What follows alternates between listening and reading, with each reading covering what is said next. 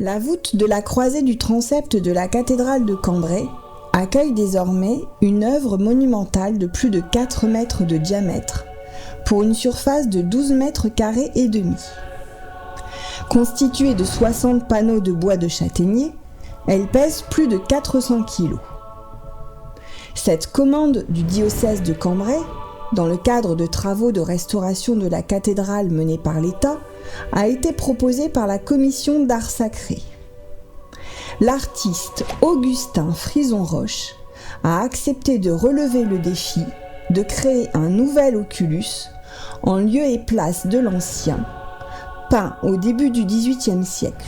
Il a fallu découvrir le lieu, découvrir sa lumière, découvrir ses proportions. Alors le thème était un peu imposé par l'histoire, puisqu'il y avait autrefois une Assomption ici et qu'il y avait de toute façon le souhait du diocèse, des commanditaires de remettre une Assomption, donc une représentation de la Vierge Marie au ciel. C'est ajouté après l'étape du dessin, du travail préparatoire, donc deux esquisses, avec une esquisse qui a été retenue. Donc il y a un centre de défi, même dans la réalisation en fait, de ce tableau. Il faut, même en atelier, avoir un atelier assez grand et peindre sur un échafaudage, même en atelier. Évidemment, il y a tous les défis techniques liés à l'installation. Il y a des défis liés à l'image, à la réalisation de l'image. C'est une image qui est vue de loin avec la nécessité d'adapter le dessin à cette vision éloignée, d'adapter les contrastes, d'adapter les couleurs, d'adapter la composition. Donc c'est plein d'enjeux assez neufs en fait. Le tableau de près de 4 mètres de diamètre est en fait réalisé en 11 pièces, mais ces 11 pièces, c'est finalement 207 pièces de bois qui ont été donc certaines collées ensemble, d'autres maintenues par un bouvetage. Donc il fallait être très attentif à permettre au bois de gérer les dilatations et les retraits qu'il puisse y avoir. Donc on a une partie étude très importante pour pouvoir réaliser ce projet. Eh bien, on a commencé par le rond central. Donc ce tableau est constitué d'un cercle de 1,50 m de diamètre, et ce cercle, donc placé bien au centre, reçoit ensuite toutes les autres parts de gâteau qui tournent autour de ce cercle. Je suis intervenu que pour ça, que pour le montage de la structure et le montage du tableau. Je leur ai fait confiance, et puis on avait quand même des indications assez claires, le chœur, la grande sacristie, la porte Saint-Nicolas et la tête de la Vierge. Donc moi je tournais un petit peu en rond, et j'aurais fait les ajustages. Et après on est quand même super heureux aussi de pouvoir la laisser dans cette cathédrale pour qu'elle puisse être vue et servir la beauté de la cathédrale. Représentant déjà une Assomption de la Vierge Marie, celui-ci fut détruit dans un incendie en 1859. Lors de la Première Guerre mondiale, une bombe éventra le transept et fit disparaître le décor de gloire en bois doré qui avait remplacé la précédente œuvre. Depuis, un simple plancher de bois, percé de spots d'éclairage, occupait l'emplacement. Visible dès l'entrée par le visiteur, l'oculus occupe une place importante dans l'espace de la cathédrale, ouvrant une perspective que l'on avait perdue. Symboliquement, il crée une ouverture sur le ciel et l'espace divin. Le thème de l'Assomption de la Vierge Marie n'est pas anodin. Ce dogme est fêté dans les solennités liturgiques du 15 août. Il commémore le terme de la vie terrestre de la Vierge Marie, Mère de Dieu, qui, corps et âme, entre directement dans la gloire de Dieu. Citons ici la constitution dogmatique Lumen Gentium du Concile Vatican II de 1964. Enfin, la Vierge Immaculée, préservée de toute tache de la faute originelle au terme de sa vie terrestre, fut élevée à la gloire du ciel en son âme et en son corps, et elle fut exaltée par le Seigneur comme reine de l'univers, afin de ressembler plus parfaitement à son Fils, Seigneur des seigneurs et vainqueur du péché et de la mort. Ainsi placée au centre des voûtes de la cathédrale, à plus de 20 mètres du sol, la Vierge, tournée vers le chœur, tend ses mains ouvertes vers le visiteur et l'invite à la sérénité, au recueillement et à la prière. La Vierge Marie est ainsi représentée comme celle qui intercède pour chacun de nous auprès du Seigneur. Posée sur la lèvre de pierre blanche, sculptée de rinceaux de fleurs, l'oculus est bordé d'un grand liseré de ciel. Cette bordure fait écho à la tradition du décor de nos cathédrales et de nos églises, aux voûtes peintes de bleu et semées d'étoiles.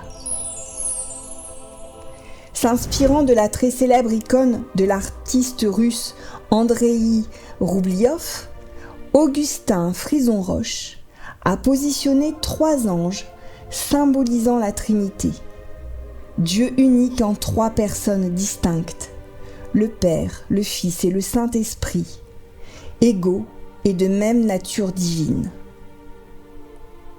Les anges sont des créatures immortelles.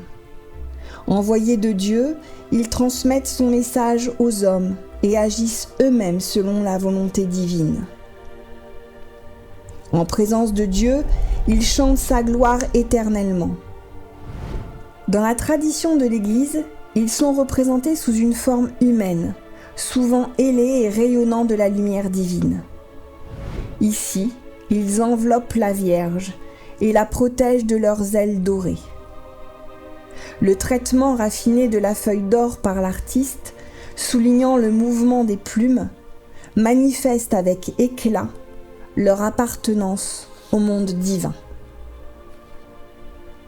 Pourtant, le mystère demeure. Les 3 anges d'or évoquent ceux des icônes orientales. Leur regard, semblable à celui des statues antiques, n'est pas perceptible. Adoptant une attitude révérencieuse, tous ont la tête inclinée en marque de leur profond respect envers celle qui a accepté la mission confiée par le Très-Haut. C'est dans un silence majestueux et priant qu'ils accueillent Marie dans le royaume céleste. Au cœur de la composition, la Vierge Marie se tient debout, nimbée d'une auréole rayonnante. Tournée vers le chœur, elle fait ainsi face à l'autel et au tabernacle dans lequel est conservé le Saint-Sacrement, présence réelle du Christ dans la cathédrale. Solennelle, la Vierge est pourtant représentée comme l'humble servante du Seigneur. Ses yeux sont fermés et ses mains sont ouvertes, en position d'accueil. Accueil total de la volonté divine. Accueil des visiteurs, de leurs peines, de leurs joies et de leurs prières, qu'elle porte comme des trésors pour les présenter au Seigneur. Son attitude méditative évoque la douceur et le réconfort d'une figure maternelle. Détendue, rassurante, elle invite le visiteur à s'apaiser pour goûter le silence et la vie spirituelle offerts dans la cathédrale. Ses yeux fermés et ses mains ouvertes invitent au recueillement et sont une promesse d'espérance. Au creux de sa main droite, une étoile se pose, comme une prière. L'artiste ici signe son œuvre de manière toute personnelle et fidèle à son identité créative. Tout l'oculus est parsemé d'étoiles, dont le positionnement correspond parfaitement à la carte du ciel de la ville de Cambrai, le 15 août 2025, à 11h du matin, heure de la messe solennelle de la fête de l'Assomption de la Vierge Marie. Cette étoile dans la main de Marie est donc l'étoile polaire. En y regardant de plus près, il est possible de distinguer la petite et la grande ours. De même, se faisant face, dans les extrémités est-ouest de l'œuvre, le soleil, caché dans une aile d'ange, et la lune, située au-dessus de la tête de la Vierge. Sur son cœur, encore une étoile. Synchronicité ou signe de la providence? Dans tous les cas, le symbole est beau et fait sens. Les étoiles qui constellent le tableau ont plusieurs formes, dont l'une reprend celle du manteau de Notre-Dame de Grâce, la sainte patronne du diocèse de Cambrai, placée dans son écrin au centre de sa chapelle, dans le bras sud du transept. Enfin, le choix des couleurs du manteau et de la tunique fait encore référence à l'icône diocésaine. La tête et les épaules de la Vierge sont recouvertes d'un manteau léger et d'une grande simplicité. Il est de couleur bleue, bordé d'un galon rouge. En revanche, la tunique, nouée à la taille, est rouge. Les couleurs sont une codification ancienne pour comprendre la figure de Marie.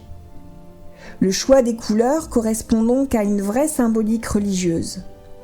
Traditionnellement, la couleur qui émane d'en haut, du ciel, du monde de Dieu, est le bleu, alors que celle de l'homme est le rouge.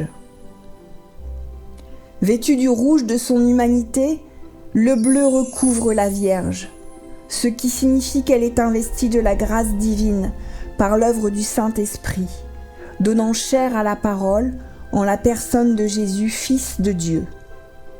Marie est ainsi un tabernacle vivant. En légère surimpression, d'évanescents lys blancs apportent de la vie et une préciosité naturelle aux vêtements de Marie. Emblème de noblesse et de féminité, les lys sont associés à la Vierge Marie, leur blancheur symbolisant la pureté et la virginité de la Mère de Dieu. Leur forme est aussi interprétée comme un symbole trinitaire associé à l'espérance et à la charité.